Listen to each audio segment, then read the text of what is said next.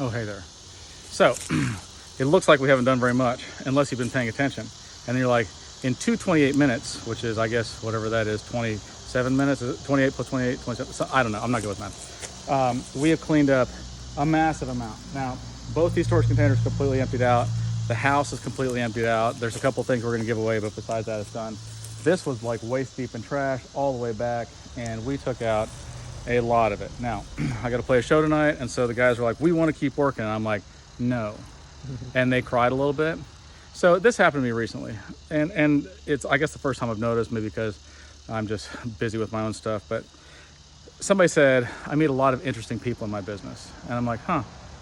But I wonder, is there anybody, and please chime in, is there anybody that's like, I meet a lot of dull people in my business? There's got to be, right? I mean, is everybody interesting? Now, I think they are, but I feel like Drew's shaking his head yes.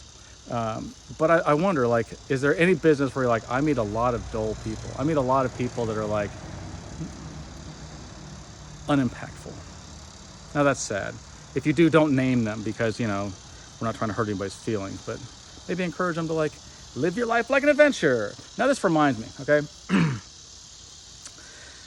There are, when we do jobs, we have to get permits, and these permits take forever. Alan, am I wrong? What's that? Permits, how long do they take? Oh, city permits? Yeah.